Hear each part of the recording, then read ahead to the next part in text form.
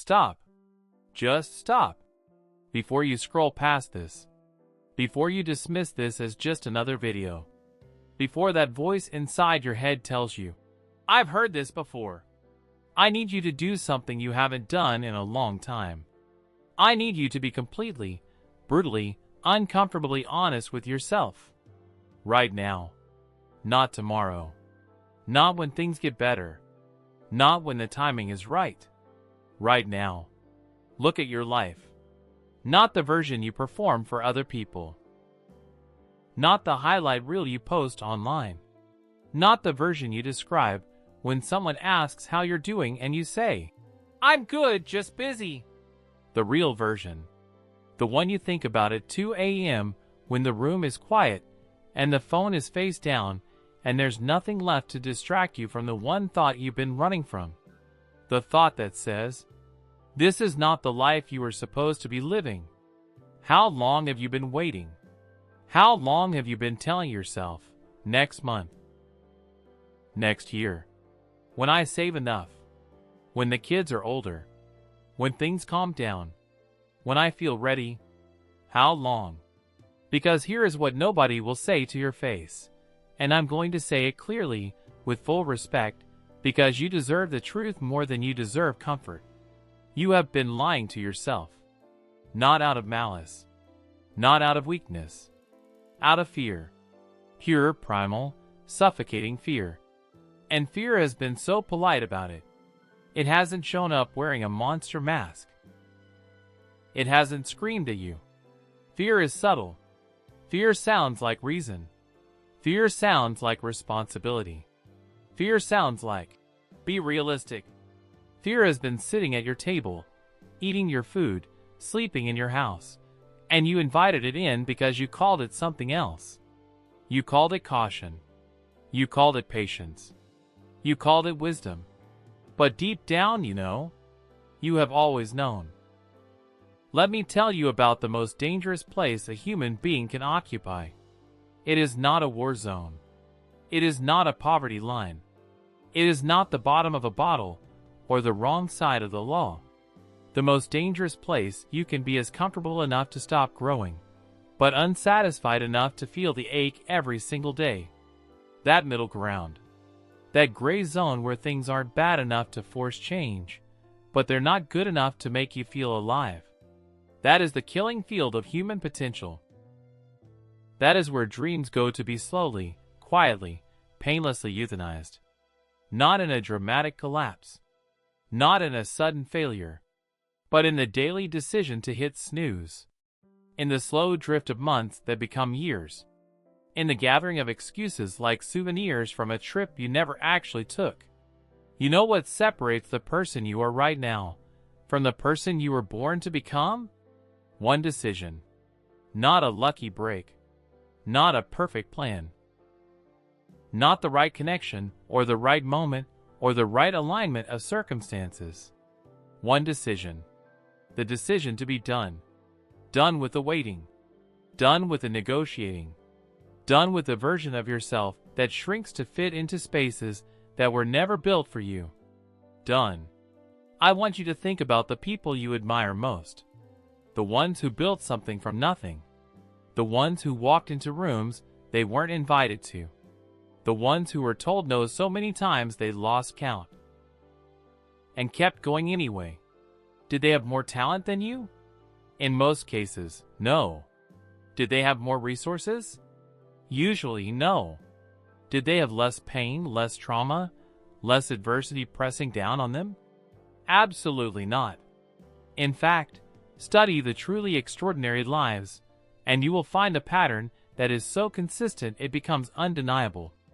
The people who achieved the most had, almost without exception, the most reasons to quit. They had every justification. Every excuse would have been accepted. Every person in their life would have understood if they had stopped. I am going to tell you something that the world does not reward people for saying, because the world profits from your insecurity, from your hesitation, from your belief that you are not quite ready yet. You are enough. Right now. As you are. With what you have. Where you stand. You are enough to begin, not enough to coast, not enough to be careless, not enough to stop growing, but enough to start. And starting, beginning, taking the first imperfect, terrifying, uncertain step. That is the entire game. Because once you start, really start, with your whole chest, with full commitment, the path reveals itself. The resources appear. The people show up. The knowledge comes. But it only comes to the one who is already moving. The universe, call it God, call it energy, call it the physics of momentum. It does not reward the prepared. It rewards the committed. So before we go any further, before I tell you everything else I have to tell you, I need you to make a decision. Not out loud. Not in the comments. Not in a caption or a post or a promise to someone else. Inside yourself. Right now. Decide that this is the last day you live beneath your potential. Decide that the person watching this video and the person you are going to become are not the same person. Decide. Because everything that follows, every word, every truth, every challenge, and every piece of hard-won wisdom in the next hour, it only works if you decide. The decision is yours. It has always been yours. I cannot make it for you. But I can tell you this. The cost of that decision, the price of really committing, really showing up, really becoming, is absolutely nothing compared to the cost of not making it. I have seen that cost. I have watched people carry it. It is the heaviest thing a human being can bear. It is the weight of a life unlived. And you were not built to carry that. Let's talk about failure. Not the headline version, not the dramatic, public implosion that makes for good stories. The quiet kind. The kind that doesn't announce itself. The kind that wears the face of a reasonable life. You wake up. You go through the motions. You fulfill your obligations. You are, by every external measure, a functioning adult. But somewhere between the routine and the responsibilities, something got buried. Something that used to light you up. Do you remember it? The thing you were doing when you forgot to check the time? The idea that made you talk too fast because you couldn't get the words out quickly enough? The dream you had before the world told you to be practical? There is a concept in psychology called learned helplessness. It was first observed in experiments with dogs, and I'll spare you the details, but the outcome was this. When a living creature experiences repeated situations where their actions have no effect on their outcome, where they try and fail, they eventually stop trying. Even when the barrier is removed, even when the path is clear, even when escape is right there, they stay. Because they have learned, at a cellular, fundamental level, that trying doesn't work. And here is the terrifying part. This doesn't just happen in laboratories. It happens in childhoods where effort was never acknowledged. It happens in careers where promotion went to the less deserving. It happens in relationships where love was given freely and returned with damage. It happens in every single moment where someone reached out with everything they had and felt nothing reaching back. I am not telling you this to give you a diagnosis. I am telling you this because understanding why you are stuck is the first step to getting unstuck. If you have been living in learned helplessness, consciously or not, it is not a character flaw. It is a wound. And wounds can be healed. But only if you stop treating them like they're permanent. Only if you stop organizing your entire identity around the fact that you were once hurt. Because here is the dangerous seduction of that wound. It becomes an explanation. And explanations, over time, become excuses. And excuses, over time, become identities. And the day you make your limitation your identity is the day the limitation wins. Let me introduce you to a concept I call the ceiling agreement. It is the invisible contract you made, probably without realizing it, that defines the maximum level of success, happiness, love, or achievement that you believe you are allowed to experience. Not capable of. Allowed. Because it is not a question of capability. You are capable of far more than you are living. The question is what you permit yourself. And that ceiling, that invisible upper limit, was set by other people's voices living rent-free inside your head. The teacher who said you weren't academic. The parent who said money doesn't grow on trees, said with just enough contempt that you absorbed it as, people like us don't get wealthy. The ex who made you feel like too much. Or not enough. Or both, at the same time. The friend group that laughed at your idea before you even finished the sentence. Their voices. Their ceilings. Installed in your mind like software you never agreed to download. Here is your task. Identify the ceiling. Name it. Say it out loud, or write it down. Say, I believe I am not allowed to have, because... Fill in those blanks honestly. Because you cannot demolish a structure you refuse to see. You cannot rewrite code you pretend isn't running. The ceiling is real, but it is not permanent. It was built by voices that were wrong about you. And anything that was built can be torn down. I want to tell you about a woman. She grew up in poverty so severe that some winters she went to school without a proper coat. She was sexually abused repeatedly as a child. She became pregnant as a teenager and lost the baby. She was told by multiple people in positions of authority that she was not cut out for television, that her look was wrong, her energy too intense, her background too complicated. She went on to build a media empire valued in the billions. She sat across from presidents and Nobel laureates and the most broken, vulnerable human beings alive, and she made every single one of them feel seen. She did not succeed despite her story.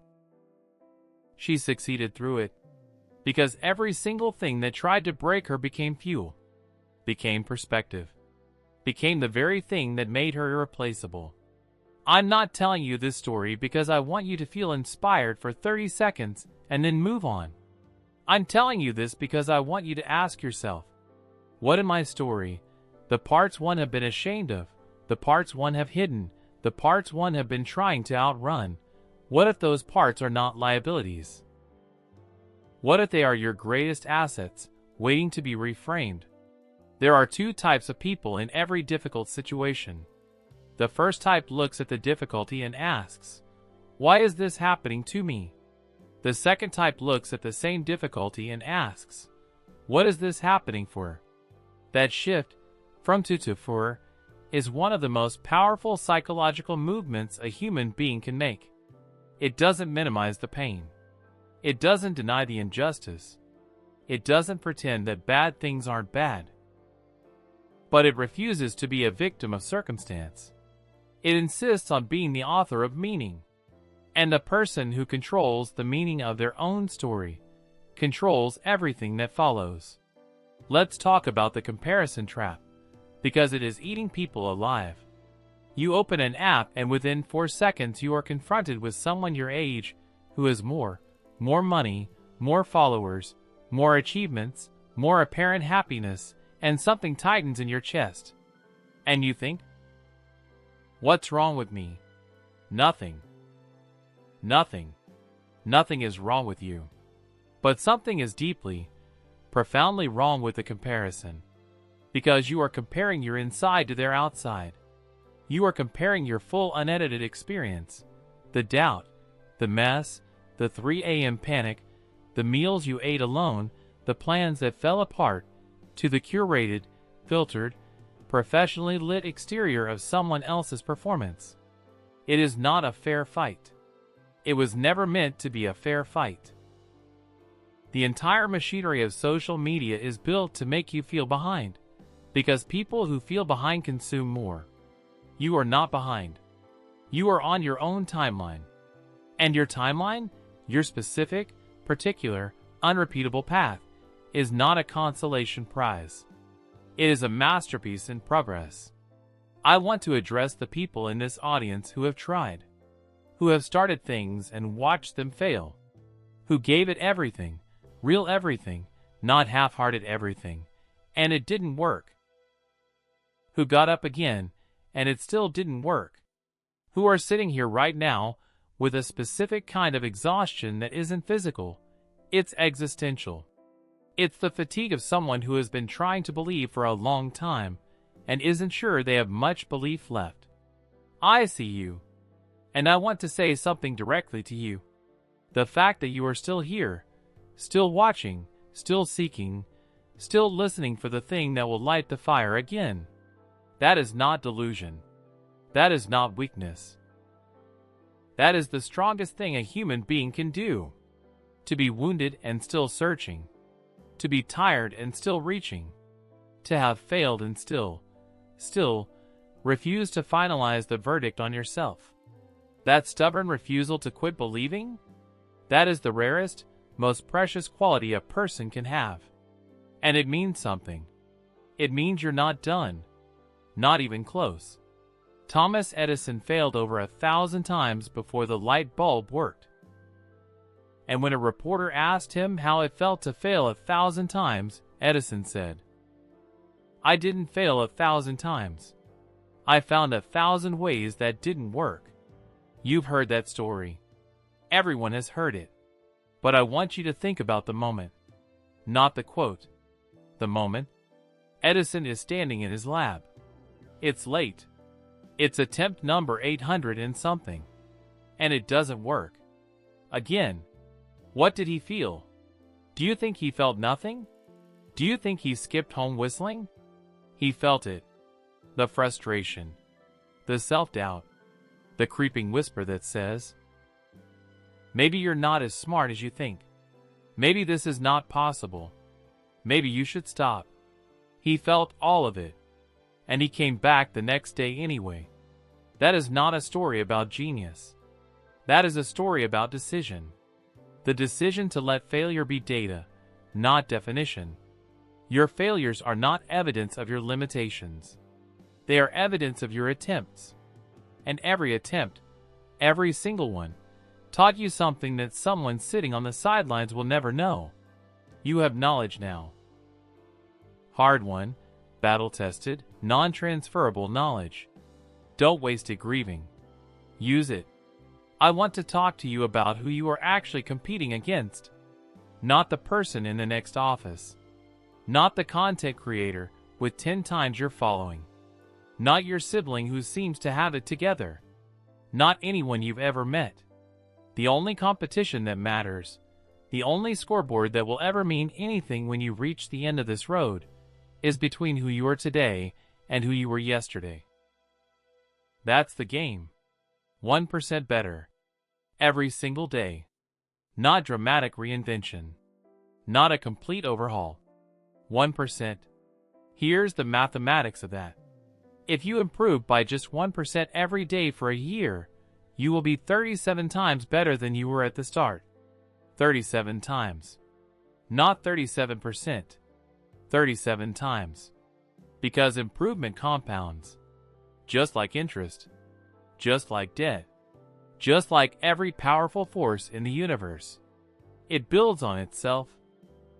Small actions, repeated consistently, over time, create results that seem like miracles to people who don't understand the process. But there are no miracles. There is only compound effort. Let's talk about identity, because this is where most self-improvement advice goes completely wrong. Most people try to change their behavior. They say, I'm going to go to the gym every day. I'm going to write every morning. I'm going to stop procrastinating. And within weeks, sometimes days, it's gone. Why? Because they tried to change their actions without changing the story they tell about who they are. Real transformation doesn't start with behavior. It starts with identity. Not, I'm going to write every day. But I am a writer. Not, I'm going to try to be healthier. But I am someone who respects my body. Not, I need to be more disciplined. But I am a disciplined person. You become what you believe you are. Not immediately, not perfectly, not without struggle. But the belief always precedes the behavior. Always. Every action you take is a vote for the person you are becoming. Going to the gym when you don't feel like it, vote. Writing one paragraph when your brain is screaming at you to stop, vote. Choosing the harder right over the easier wrong, vote.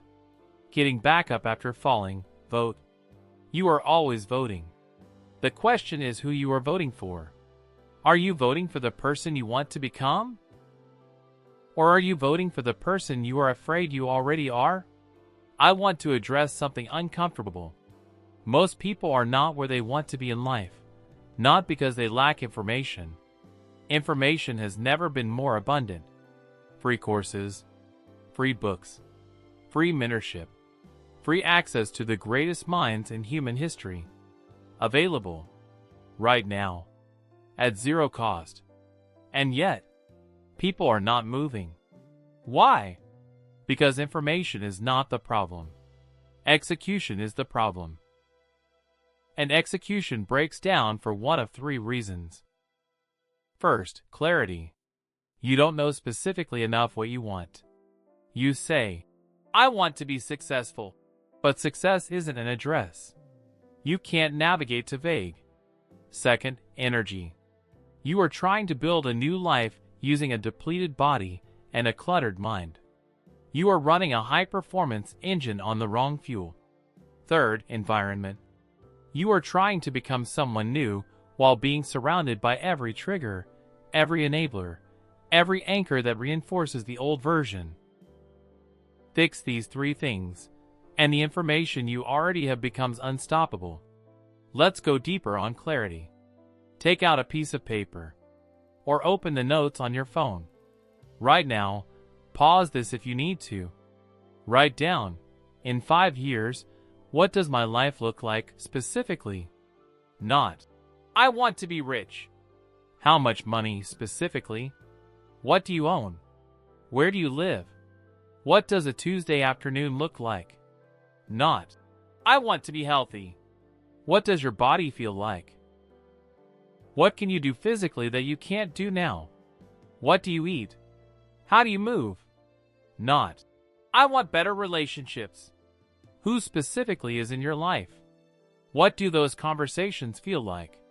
How do people describe you? The specificity is the strategy. Because when you can see the destination with that kind of clarity, your brain begins routing you there automatically.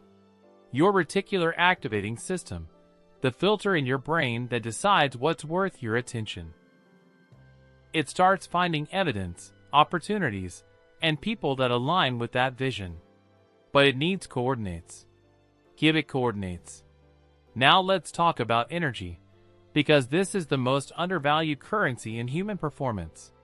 You can have the best strategy in the world, the clearest vision, the most sophisticated plan. And if you are running on 4 hours of sleep, chronic stress, no movement, and a diet designed for convenience rather than capacity, your strategy is a sports car you're trying to run on water. Sleep is not laziness. Sleep is performance maintenance. Exercise is not vanity. Exercise is cognitive enhancement, emotional regulation, and stress management wrapped in a single daily habit. What you eat is not just about weight. It is about the quality of your thinking, the depth of your focus, the stability of your mood. Your body is the instrument through which every dream must pass. Take care of the instrument. And environment. Let's be honest about environment. You are not as autonomous as you believe. Your environment shapes your behavior more than your willpower does. Willpower is a finite resource. It depletes. It fails under stress, under fatigue, under emotional pressure. Your environment runs 24 hours a day. If your phone is the first thing you see in the morning, your environment is shaping your day before your conscious mind has even fully woken up. If the people around you have normalized mediocrity, your environment is constantly whispering, "This is fine." This is what people like us do. If your workspace is chaotic, cluttered, uninspiring, your environment is telling your brain, disorder is default. You want to change? Start by changing your environment. Design your life so that the right behavior is the easy behavior. Put the book next to the bed, not the phone. Prepare the gym bag the night before. Remove the friction from the habits you want to keep. Add friction to the habits you want to break. You are not fighting yourself. You are engineering yourself. I want to talk about the people in your life. And I want to do it with care, because this is not about dismissing anyone or being cold or deciding people don't matter. People matter enormously. And that is exactly why you cannot be careless about who you spend your time with. Jim Rohn said it decades ago, and it has not stopped being true. You are the average of the 5 people you spend the most time with. Not because other people are bad, but because we are profoundly social animals. We mirror, we absorb, we calibrate ourselves to the standards of our environment. Spend your time with people who have already built what you want to build, and your ceiling rises. Spend your time with people who have made peace with less than they deserve, and your floor drops. This is not judgment. This is physics. Now, and this is important, I am not telling you to abandon people who are struggling. I am telling you to be intentional about where you invest the majority of your energy. There is a difference between being loyal to a person and being imprisoned by their limitations. You can love someone and still refuse to let their ceiling become yours. You can support someone's journey without abandoning your own. The people who genuinely love you will celebrate your growth. And the people who feel threatened by your growth, that is information worth having. Let me tell you what discipline actually is, because it's been misrepresented almost beyond recognition. Discipline is not punishment. Discipline is not self-denial. Discipline is not white-knuckling your way through things you hate. Discipline is the highest expression of self-love. It is the act of saying, I respect my future self enough to do the hard thing today. Every time you choose discipline, you are telling your future self, I've got you. I'm building something for you. You will thank me. Every time you choose comfort at the expense of your goals, you are sending your future self a bill. And future you will pay it. With interest. The pain of discipline is temporary and directional. It moves you forward. The pain of regret is permanent, and it goes nowhere. Choose your pain wisely. I want to talk about the people who say they don't have time. I say this with full compassion, because I understand obligations. I understand that some people are working 2 jobs. Some people have children with no support. Some people are genuinely pressed in ways that are real and heavy. And I still say this. You have time. You have the same 24 hours as everyone else. The question is not whether you have time. The question is what you have decided your time is for. 15 minutes a day of focused, intentional work on your goal, just 15 minutes, is 91 hours a year. In 91 hours, you can learn a skill, write a book, build a product, plant seeds that will bear fruit for decades. 15 minutes. Start there. Not when you have more time. Now, with what you have. Let's talk about the dark chapter. Because everyone who has ever built something real has won. The chapter where the momentum dies. Where the support disappears. Where the vision that once felt so clear goes blurry. Where you can no longer remember why you started. The dark chapter. Not a bad day. A bad season. Weeks where nothing works. Months where you question everything. Periods where the faith it took to begin has been so thoroughly tested that you don't know if there's any left. If you are in that chapter right now, I need you to hear me. You are not failing. You are in the tunnel. And every tunnel, by definition, has an end. Here is what the dark chapter actually is. It is the compression phase. Think of it like coal becoming a diamond. Diamonds are made under extreme, Sustain pressure in environments where nothing comfortable can survive. The pressure is not destroying you. The pressure is making you.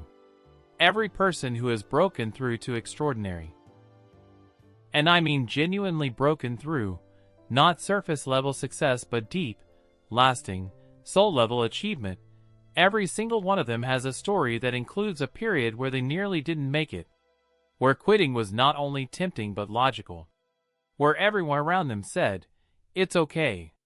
You gave it a good shot. It's time to be realistic."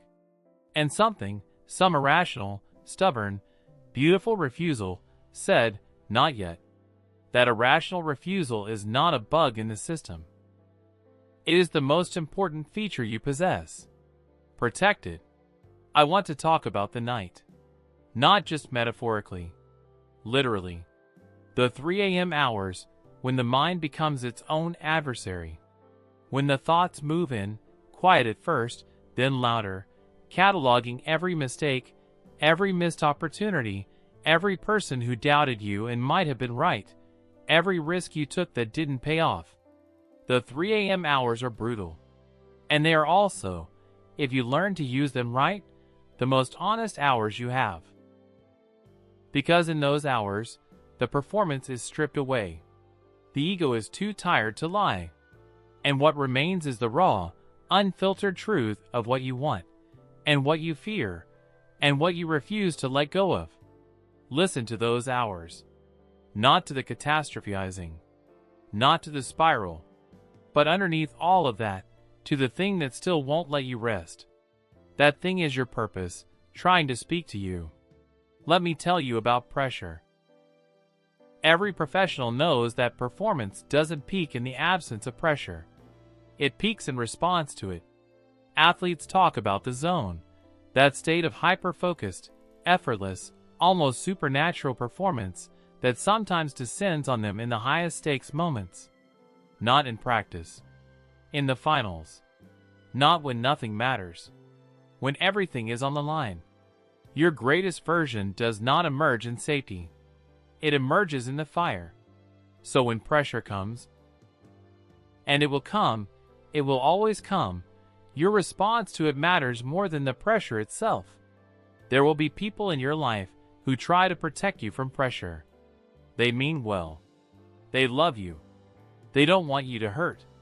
But people who protect you from pressure are, however, accidentally protecting you from your own growth. Every time someone removes the difficulty before you have had the chance to overcome it, they steal a piece of your confidence. Confidence is not built from success alone. Confidence is built from surviving difficulty, from proving to yourself over and over you can handle more than you thought. Every hard thing you come through makes the next hard thing smaller. Not because the next thing is less hard, but because you are more. I want to speak to anyone who has experienced real loss. The kind that changes the geography of your life. The death of someone central. The collapse of something you built with everything you had. The betrayal that restructured your understanding of the world. That kind of loss. I will not diminish it. I will not dress it up in motivational language and tell you it was all part of the plan. Some losses are devastating. Some wounds take years. Some things leave marks that never fully disappear. That is true. And this is also true. People have rebuilt from every version of ruin that exists. Every single one. Not by pretending the ruin didn't happen. Not by rushing past the grief. But by, eventually, deciding that the ruin was the beginning of the next chapter. Not the end of the story. You are not the sum of what you have lost. You are the sum of what you have chosen to do with what remains. There is a Japanese concept called kintsugi. It is the art of repairing broken pottery with gold. The philosophy is simple and devastating in its beauty. The breaks are not flaws to be hidden. They are part of the history. Part of the story. Part of what makes the object more beautiful, not less. A mended crack, filled with gold, is not a blemish. It is evidence that something worth repairing existed, that someone cared enough to put it back together. You, every scar, every break, every line where you were shattered and found a way to mend, you are kintsugi. You are more beautiful for having been broken. And the gold in your cracks is called resilience. Let me tell you about momentum, because once you understand this, your entire approach to action will change. Momentum is not a luxury. It is not something you earn after everything is perfectly aligned. Momentum is created by starting, no matter how small. Newton's first law: an object at rest stays at rest. An object in motion stays in motion. This applies to human beings with terrifying precision.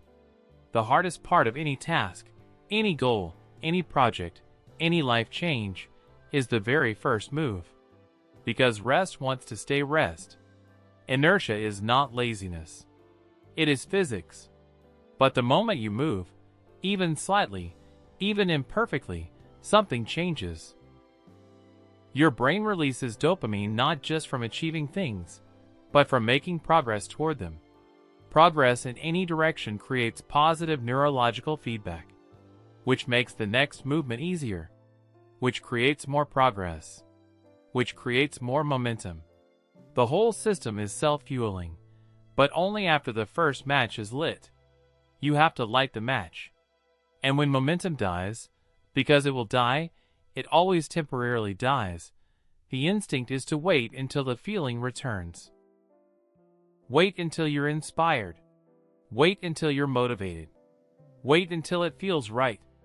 That is backwards. Action creates feeling, not the other way around. You don't wait to feel motivated to take action. You take action until motivation returns. Move first. Feel it after. Every time. Let me talk about the cost of inaction, because we talk endlessly about the risks of trying. The risk of failing. The risk of looking foolish. The risk of investing time and resources and heart into something that might not work. We quantify those risks constantly. We almost never quantify the cost of not trying. The life not attempted. The business not started. The conversation not had. The art not made. The love not pursued. The risk not taken. What is the cost of that? In regret, measured in the sleepless hours, the what-ifs, the quiet mourning of a life that could have been? In identity. Measured in the slow erosion of self-respect that comes from repeatedly choosing the safe route over the true one? In humanity, measured in the contribution you were supposed to make, the thing only you could do, that never happened because you were afraid? The risks of action are real and visible. The risks of inaction are real and invisible. And the invisible ones are the ones that kill you slowly. I need to say something about courage.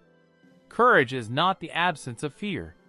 I have said this before and I will say it again because it has not been internalized enough.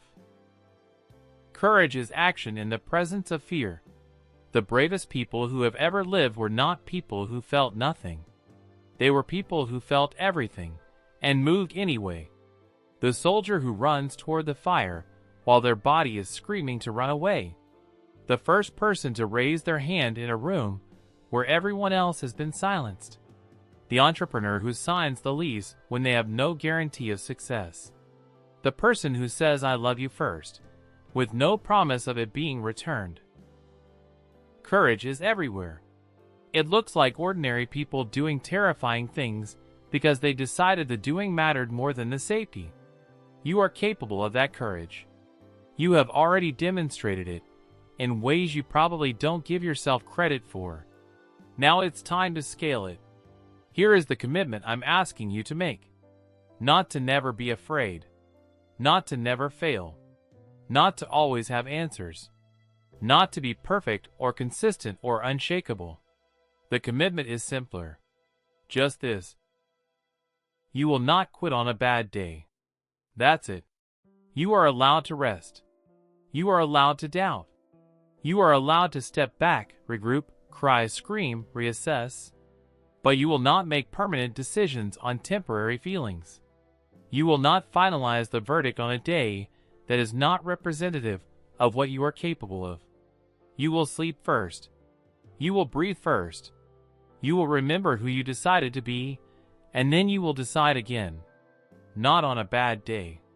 Never on a bad day. We've talked about the obstacles. Now let's build. Purpose. Purpose is the thing you would do even on the days you don't feel like it. Purpose is the thing you would do without applause, without recognition, without external validation. Purpose is the intersection of what you are deeply good at, what the world genuinely needs, and what you would give your most difficult hours to.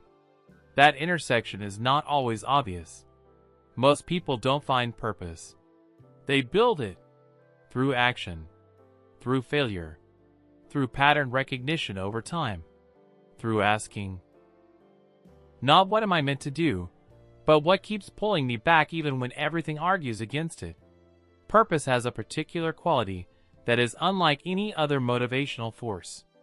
It is renewable. Motivation runs out. Inspiration is inconsistent. Willpower depletes. But purpose, properly connected, properly understood, replenishes itself. Because when what you do aligns with who you are, at the deepest level, the work stops feeling like sacrifice. It starts feeling like expression. And a person who has found their expression, who has found the thing they were made to do, is among the most unstoppable forces in human experience. Not because they don't face obstacles, but because the obstacles can no longer make them question whether. The question shifts from whether I should keep going to how do I get through this next obstacle. That shift is everything. I want to challenge something you might believe about success. You might believe that success is about arriving somewhere, about reaching the destination, about the day when everything clicks and the work is done and you can finally rest. That day doesn't exist. Not because the journey is all there is. That's a cliche that papers over real achievement. But because the people who have achieved the most, who have built the most, contributed the most, lived the fullest, they don't stop when they reach the summit. They find the next mountain. Not out of dissatisfaction, out of aliveness. Because the climb is where you are most fully yourself. The achievement validates the direction, but it is not the destination. You are the destination. The person you become in the process. That is what all of this is for. Let's talk about contribution, because this is where meaning lives. Viktor Frankl survived the Nazi concentration camps. He lost nearly everyone and everything. He watched human beings reduced to their absolute bare essence. And what he found, documented in one of the most important books ever written, was this. The people who survived, psychologically, spiritually survived, were not the strongest. They were not the best fed. They were not the most physically robust. They were the ones who had a reason, a child waiting for them, a manuscript to finish, a promise made to someone they loved, a sense that their survival would mean something to someone. Meaning was the survival mechanism. And Frankl concluded, based on evidence so extreme it cannot be dismissed, that the deepest human need is not for pleasure, not for comfort, not even for safety. It is the need for meaning. What is your reason? What is the thing that makes your survival, your thriving, matter beyond yourself? It doesn't have to be grand. It doesn't have to be world-changing. A child who watches you build something from nothing will be transformed by that example. A friend who sees you refuse to quit will be given permission to refuse to quit. An entire community might be served by the gift you were too afraid to give. The impact you have on the world will almost certainly be larger than you currently believe, and it flows entirely through the choice to keep going. I want to address the quiet dreamers in this audience, the ones who carry something inside them, a creative project, a business idea, a vision for how things could be different, but who have not yet told anyone, who hold it privately, like a flame in cupped hands, afraid that if they expose it to too much air or too much scrutiny, it will go out. I see you, and I want to say, That thing you're carrying? It came to you for a reason. Ideas don't arrive arbitrarily. They arrive at the person capable of executing them. The vision you have been given, that persistent, returning, won't leave me alone dream. It came to you because somewhere in the architecture of who you are, you have what it takes to build it. Not in spite of your limitations. With them, the rough edges, the unconventional path, the scars, they are part of why you are the right person for this. Don't wait until you're ready. You will never be ready. Begin. Legacy. Let me ask you something. When you are very old, sitting somewhere, looking back over the whole of your life, what do you want to have been true? Not what do you want to have owned. Not what title do you want to have held. Not what number do you want your bank account to have reached. What do you want to have been true about how you lived? That you were present. That you were brave. That you built something that mattered. That you loved without holding back. That you showed up when it was hard.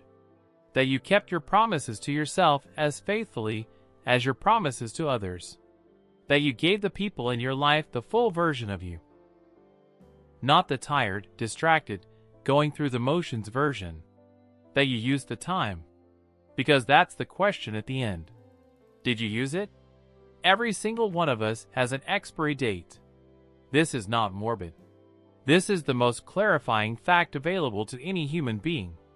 The ancient Stoics had a practice called memento mori. Remember that you will die.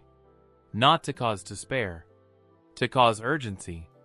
Because when you truly, viscerally understand that your time here is finite. That the number of mornings left is not infinite. The irrelevant falls away. The grudges become small. The fears become manageable. The procrastination becomes unaffordable. And what remains, shining through all of it, is a clarity about what actually matters. Use that clarity. Let the fact of your mortality be a gift, the gift of knowing, this matters. This moment, this choice, this one brief life. I want to talk about the people who will come after you. Your children, if you have them or will have them. The young people who are watching, even when you don't know they're watching. The next generation who will learn what is possible by watching what you do. They are not watching your words. They are watching your choices. They are watching whether you settle, whether you fight, whether you persist, whether you practice what you preach about courage and faith and commitment. The most powerful thing you can ever do for any young person in your life is to become who you are capable of becoming. Not preach at them. Demonstrate it. Show them that ordinary people. People who were afraid, who were uncertain, who didn't have all the answers, can build extraordinary lives. Give them that evidence. Be that evidence. Let's talk about gratitude, not as a spiritual platitude, but as a performance tool. Research in neuroscience and positive psychology consistently shows that gratitude, genuine, specific, practice gratitude, rewires the brain's negativity bias. Our brains evolved to scan for threat, to notice what's wrong, what's missing, what could kill us. That was useful in the savannah. It is not useful in the modern world, where it manifests as a chronic inability to appreciate what's working. Gratitude is the counter-program. It does not deny difficulty. It insists, with evidence, that alongside the difficulty, there is also this, and this, and this. Start every single morning with 3 specific things you are grateful for. Not vague gratitude. Specific. Not, I'm grateful for my health. But, I am grateful that my legs carried me up the stairs this morning when some people have no legs. Not, I'm grateful for my family. But, I am grateful for the way my daughter laughed at breakfast today, and that I was there to hear it. Specific. Particular. Irreplaceable. That practice, done daily, changes the lens through which you see everything. And the lens you look through determines everything you are capable of seeing. You have been given a rare and precious thing: time. However much you have left, and none of us know the number, it is enough. It is enough to build. It is enough to mend. It is enough to begin again. It is enough to become. The only question is what you will do with it. We are in the final stretch, and I want to use this time not to inspire you to feel something, but to inspire you to do something. Let me give you a framework for the next 90 days. Not a year, not a decade, 90 days. Because 90 days is long enough to create genuine, measurable change, and short enough to stay fully in focus. The 90-day transformation architecture. Step 1. Define the one. Not 10 goals. Not a vision board with 50 items on it. The one thing, the single most important thing, that if it happened, everything else would become easier or irrelevant. What is the one? Write it down. Right now. Put it somewhere you will see it every single day. Step 2. Build the daily non-negotiables. These are 3 to 5 actions that you will take every day, without exception, that move you toward the one. Small, specific, daily, not once a week, not when you feel motivated, daily. A page of writing, 30 minutes of learning, 3 outreach messages, 1 hour of focused work. Whatever your one requires, break it down into the smallest possible daily input that will compound into your result. And then protect those inputs like your future depends on them. Because it does. Step 3. Engineer your environment. Go back to everything we said about environment. Look at your physical space, your phone, your room, your workspace, and ask, does this space support the person I am becoming or the person I am trying to leave behind? Change what you can. Today. Not eventually. Today. Step 4. Find your people. Identify at minimum one person, a mentor, a peer, a community, who is living at the level you are trying to reach. Begin moving toward them. This is not about using people. This is about understanding that environment includes the human environment, and that the quality of your associations will determine the quality of your evolution. Step 5. Track. Reflect. Adjust. Every week, not every month, every week, spend 15 minutes reviewing. What worked? What didn't? What do I need more of? What do I need less of? Am I moving? Not am I succeeding. Am I moving? Movement, tracked and reflected upon, becomes momentum. And momentum becomes results. Now let me tell you what will happen. Around day 15, the excitement of beginning will wear off. It will feel like work. The progress will feel invisible. The doubts will return. This is not a sign that something is wrong. This is the initiation. Every serious endeavor has this moment, the place where initial enthusiasm meets the grinding reality of sustained effort. Most people quit here. Most people quit here. And that is why most people never see what's on the other side. But you will know this moment is coming. And when it arrives, and it will arrive, you will recognize it for what it is. Not a dead end. A gate. The gate that separates the people who wanted it from the people who were willing to earn it. Walk through the gate. Around day 45, something will shift. It won't be dramatic. You won't wake up transformed. But you will notice something has become easier. The habit that required all your willpower to start will begin to feel strange to miss. The identity you have been voting for will have accumulated enough votes to feel real. People around you may begin to notice something different about you. Not what you've accomplished, but how you carry yourself. There is a quality that people in motion have. A certain groundedness. A certain focus in the eyes. People can feel it. And you will start to feel it too. Around day 90. Step back and look. Not at where you wish you were. At where you were 90 days ago. I promise you, if you have executed even imperfectly on this framework, you will not recognize the gap. Because 90 days of consistent, intentional, purposeful action, however messy, creates a version of you that the person who started day 1 could not have fully imagined. That is the power of commitment over time. And it doesn't stop at day 90. It begins there. I want to talk about self-compassion, because this conversation has asked a lot of you. It has told you that you're capable of more. It has challenged the story you've been telling yourself. It has pushed. And I do not want that push to translate into self-attack. High standards and self-compassion are not contradictions. The most effective human beings in the world hold themselves to extraordinary standards and treat themselves with genuine kindness when they fall short. Not because they're letting themselves off the hook. Because they understand that self-attack is not motivation. It is self-sabotage in disguise. The harsh inner critic does not make you work harder. It makes you want to quit. Talk to yourself the way you would talk to someone you deeply love. With honesty. With high expectations. With zero tolerance for excuses.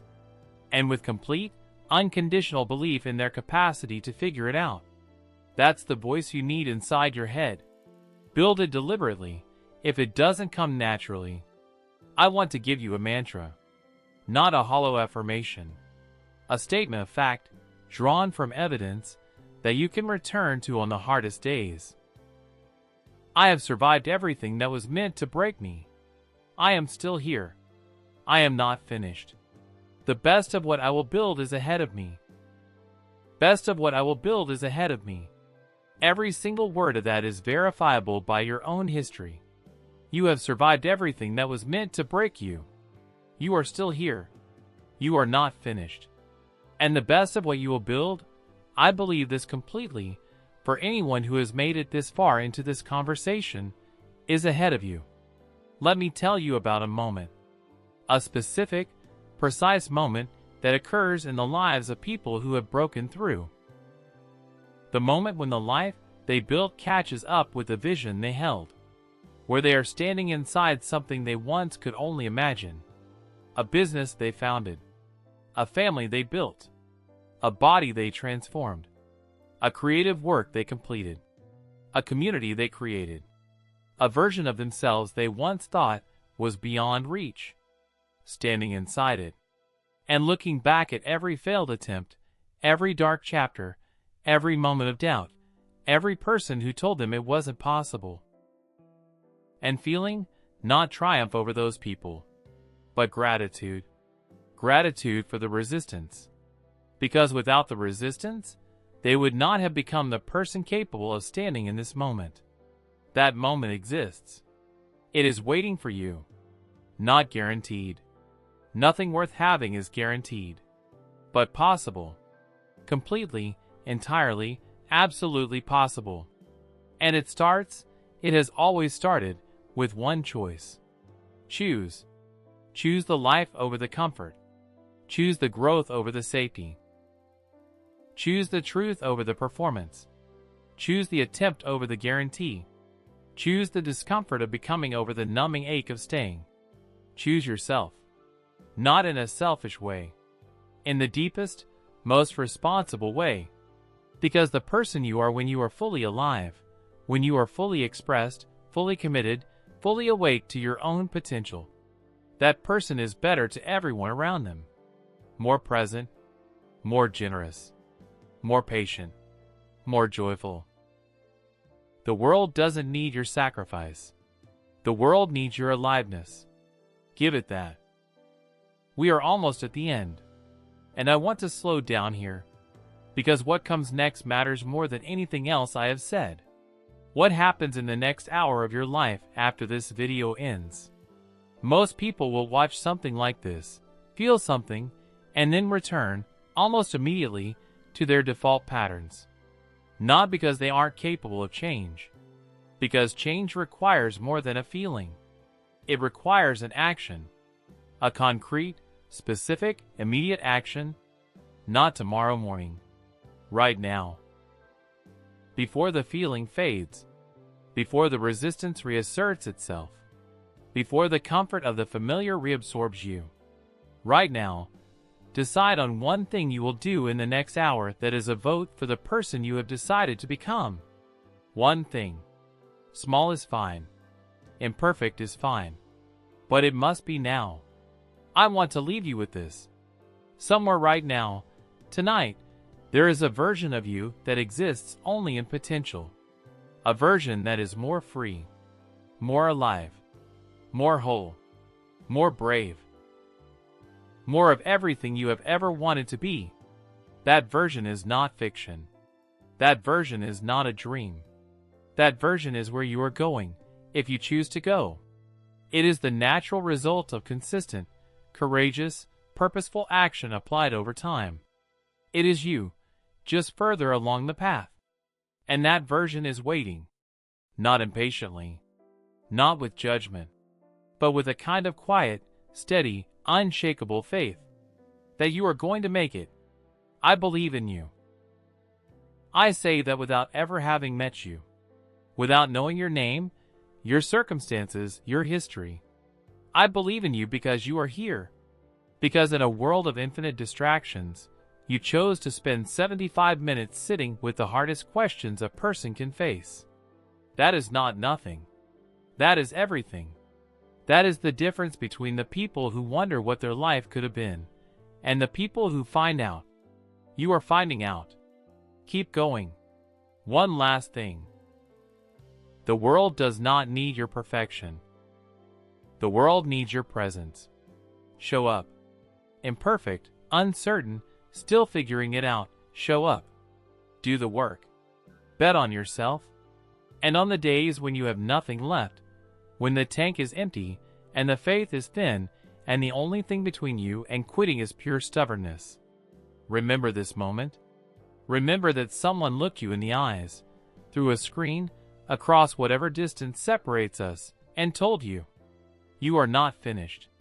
You have more in you than you have shown the world. And the best is still ahead. Now go build it.